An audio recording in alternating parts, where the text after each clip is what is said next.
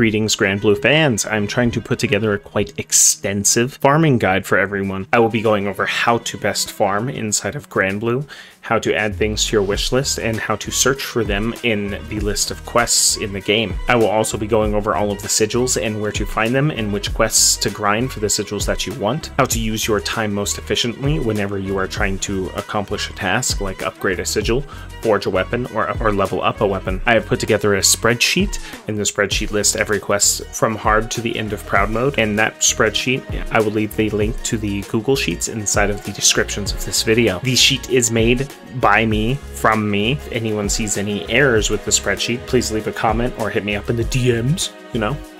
I did every quest multiple times, and the numbers inside of the spreadsheet are an average. I will have the spreadsheet at the end of the video, so if you're just interested in how the spreadsheet functions, go to the timestamp. I will also be going over how to acquire certain parts in the game, such as the Tayu itar headpiece and how to break it. So I'll go over Curios. Curios are an item that you acquire through quests. Any quest at a certain point in the game just drops a curio. If you need directions to Zathbas for the first time, just follow the video. You turn right down this hallway.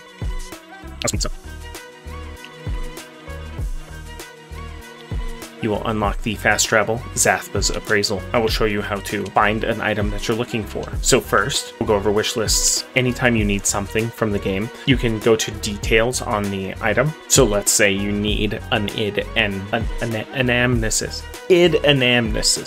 So let's say you need an anamnesis. You need a protector's pride. So you would go to protector's pride and you would add it to the wish list. And then you would go to the quest counter. Now, whenever you go into undertake quests, you can search by treasure. So you'd search by treasure and you'd pull up the anamnesis. Now, in general, whenever you are looking through a quest, the hardest quest possible will give you the most rewards, or has the highest drop rate for the reward that you're looking for. Like, for instance, the Silver Wolf Clovis. The Silver Wolf Clovis drops from the Saga Continues Silver and the Wolf in the Vale. So if I go to the Saga Continues Silver, it will be a random drop rate. If I go to the Wolf in the Vale, it will be a guaranteed drop rate in the rewards. As you can see, the Silver Wolf Clovis in the rewards. And Cutthroat Fang from Magliel also has a chance to drop from a drop item, so I can even obtain 2 or more Silver Wolf Clovis if I just suck it up and do a harder quest. This is true for most things, except for Rafal coins and Fortitude shards. The reason I go over how to do all of this is because I have not included every monster's specific thing inside of the spreadsheet. It would just take too long to figure out the drop rates and everything for the monsters. It's easier for you to go into the game and just add it to your wish list. Then you can add a wish list like I have done. I will go over how to acquire certain parts in the game. As everyone is aware, everyone has an issue getting Tayu itar headpieces. Very annoying. If you go into the Tayu itar quest, which is in Maniac difficulty, under dropped items, it will have the Tayu itar headpiece. Now, inside goals, there's a destroy the head unit. Now, the destroying the head unit will give you an ether battery. However, it will also increase the chances of you getting a head unit as a reward. How to get the head unit? So first you have to break all 4 of the legs. So you will see a blue bar.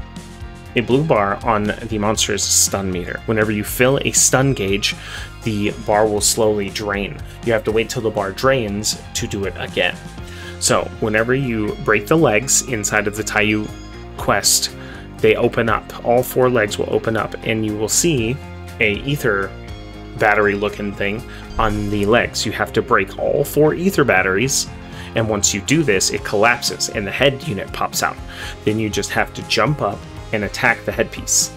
However, whenever you do break the headpiece and you do successfully receive a Tayu itar head unit, now this little B symbol indicates that you have broken this part and that's how you acquired it. The other ones are just drop rates, so you can acquire 2 head units in 1 quest. Now the reason I go over this is because 1, a lot of people don't know how to get the headpiece on a Tayu itar unit.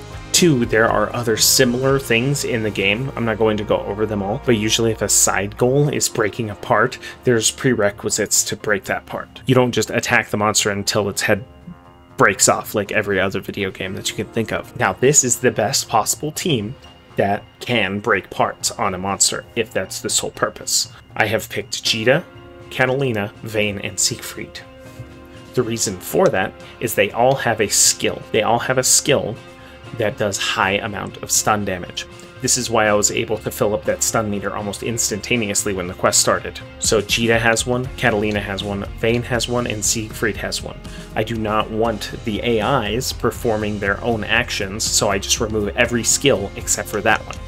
Now, I'm playing as Jita, so I give her a whole bunch of abilities. If you utilize this technique in your game, I recommend you use this loadout. Dragon Leave, just to do some damage. This is to slow the monster down inside of the pivotal moments where you need to do something. Like with the Tayu Itar earlier, I had used Stall to slow the monster down so I had more time to break its legs and get its headpiece. And it turns out to be a very easy thing to do as long as you build for it. Each character in the game has 6 total weapons. The Defender weapon will have the most health. The Ascension weapon will be able to be ascended, which makes it the strongest weapon as far as attack goes. The Executioner weapon will have the most attack, but it can't get ascended, so it's not as strong as the Ascension weapon at the end. Then there's a Stinger, and the Stinger rolls with critical hit rate on it, and it comes with a fair bit of everything. What we're really after is the Stunner. The Stunner, whenever you fully max out the weapon, it comes with 25 levels of stun power and 15 levels of link together, which is why I say to use the Stunner for parts breaking. If you get the Stunner and you equip a Right Stone on it that has 10 levels of stun power, makes these kind of quests very easy. So this is the optimal farming team, unless you're just trying to get the quest over with, then you just want to go with raw DPS and it doesn't really matter who you use. Like the Atomagod. Yeah, I wouldn't use this to fight the Atomagod unless I needed to break parts off the Atomagod. However, I would use this in a Fury Cane when I needed a Vitality Hoof, because the Fury Cane has 8 parts that you can break, and that's part of the thing, and you get Vitality Hoofs from them. There are 6 total characters with a stun skill on them. These 4 have the shortest cooldown on the skills. If you're looking to utilize this technique, Catalina's is the Winter's Rain, Vayne is the Armed Destruction, and Siegfried is the Nella Nav. It is important that if you're utilizing this technique, you go into the stunning weapon and you level the stunning weapon up all the way. That will give you an extra 30 stun power for free. A recommended build would be uncap your damage, link together, and then as much stun power as it will let you have. You shouldn't need a lot, especially if you already have a Right Stone. Now, it doesn't need to be optimized because you're not speed running the game, you're just after monster parts here. This is the best farming team for parts breaking. I will go over a spreadsheet that I have built. So here, I have put together a spreadsheet. This spreadsheet has every quest from the beginning of hard to the end of proud mode. Now, I am quite confident in column A through K's data, so you shouldn't find any errors with that. If you do find any errors with any of the sheet, please leave a comment or get in my DMs, tell me to fix that crap, you know? So, I will use this time to go over slimes. Everyone is aware of the Slimepede mission and how it drops Azurite Splendors. But all of the slime missions drop Azurite Splendors, and it does not go off of how many slimes you kill. It goes off of the wave of slimes that you get. So I'm not exactly sure what the drop rate is on the wave, but I do know that you'll get the same amount of waves regardless of the mission that you complete. It's just how long the monsters take to spawn now, because everyone's just so good at killing everything. I do have to say, Salt Formation will give you about 100 Rafal coins for your time, when Slimepede just gives you money. And I hate to tell you this, but unless you're after the legendary merits, I do not think Slimepede gives you anything outside of Prism Slime every, like, 50 quests. I did some runs, and I think the spawn rate changed to about once every 50 quests that you get a slime. That's how it's been for me, anyway. The drop rates have been abysmal since they did that, like, drop rate thing. I don't know if that's the reason for it, but we'll see. So I will use Fortitude shards as an example. Now, the way the Fortitude shards are calculated is based off of Fortitude shard experience. Every large Fortitude shard gives you 1000 XP for your weapon to level up. So we have Roost and Rain, that is 2 griffins and a goblin. We have Revenge of the Hordes, which in my opinion is in fact the easiest quest to do, and Serenity Upon the Mount. Now, this is a defense, it's sort of like a survival, but it's not really. All 3 of these drop with legendary merits, so it doesn't matter which one you do. Now, Revenge of the Hordes also comes with an added benefit of having a smaller chance to get a Silver Centrum. So if you're going to farm a Fortitude Shard quest, I have had the most luck with Revenge of the Hordes.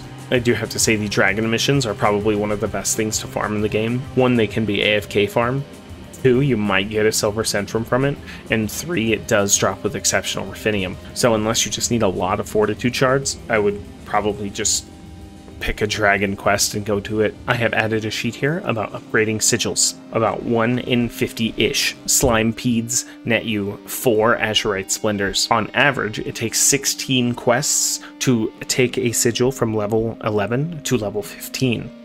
So if you have 4 azurite splendors, that's 50 quests, and you get 4 sigils out of it. If you level up a sigil normally 4 times, it will be about 60 quests. So you'll have to do 10 more quests this way. You also get the added benefit of getting all of the stuff that comes from farming these sigils. So in my opinion, it is better at this point in time to just go get the stuff and level up your sigils normally. So it's easier to level up your sigils. This example is only the attack sigils. This doesn't include all of the other stuff. So if you go and you level up a damage cap sigil, you'll need this stuff, but please go look at what you need to level up before you start doing quests. The last sheet, I have added a sigil farm. These are all of the locations that the sigils drop from. So if you need an Aegis, attack power, and these are all 5+ sigils. So go grind these quests for these sigils. Now you can get other level 5+ sigils from other quests that aren't listed, but the drop rates are very low, so you shouldn't farm those quests when you can just literally do any of these quests for any of these sigils. I don't know the exact drop rate, but it's not that bad. If you do need fortitude shards, the best quest is Revenge of the Hordes. If you need Silver Centrum, anything in Proud mode will give you about a 75% drop rate.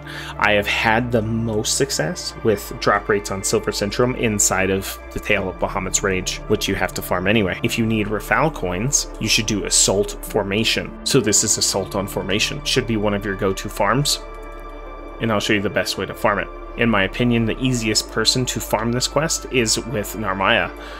So all of the monsters, all of the enemies, they spawn here, and as soon as their health bar comes, you can just do this over and over again, and you have an added benefit of possibly getting a rainbow slime. Once you get used to spawn camping one of the sides, you should average around 250 to 300 to just make sure you get all of the slimes. How it works is every time a slime wave spawns, there is a chance for a prism slime to spawn. Now, I've been recently having issues with this quest where I only get 5 waves of slimes. I don't know why. I don't know if this affects the drop rate of the slimes at all compared to the other quests. The 4 best farming characters in the game are going to be Narmaya, Rackham, Yugen, and Io. The reason for that is Narmaya's wide sweep attack kills a lot of enemies at one time. You can use it to spawn camp the enemies that come in for the farms. Rackham and Yugen are self-explanatory. Rackham and Yugen are on autopilot, you don't even have to think to use them. Now the reason I say Io is because whenever you lock on with your trigger, you can tap Stargaze and it kills most enemies, unless they're like bosses or mini-bosses or something. And if they are, you can just kill them, because she's still a ranged character. One of the reasons Io is still also one of the best farming characters at lower levels, her Flowery 7 just kills all the bosses, so it doesn't matter. Like Revenge of the Hordes, it cuts half of the boss's health in one shot. Here's some farming tips for Io, because the others are kind of self-explanatory. Whenever you're tapping Stargaze, dodge out of the Stargaze animation. You should have improved dodge on your build so that you can do this. Save your link attack for whenever you run out of your dodges. That's how you can just spam Stargaze to kill ads. Second tip, Flowery 7, just tap it. This hits the damage cap, so it doesn't matter if you charge it or not, it's going to do the same amount of damage. There's proof of concept. Here's a fully charged Stargaze. Every missile still does 440,000 damage. And here's the tapping the Stargaze.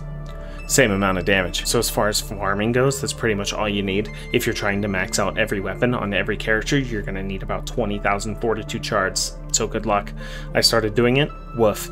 If you're trying to get every terminus weapon for every character, it's about 200 Bahamut quests. The Bahamut has about a 10% chance to drop a terminus weapon. There is about a 75% chance in all of Proud mode to get a Silver Centrum from any of the quests. You're going to have some leftover parts, just take them to the knickknack shop and exchange them for Silver Centrums. If you liked it, like it. If you didn't, tell me why so I can make it better in the next one.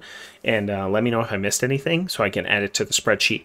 Also, if you are using the spreadsheet and you notice an error, please let me know so I can fix it. The link for the spreadsheet will be in the description. Y'all have a good one. Thank you.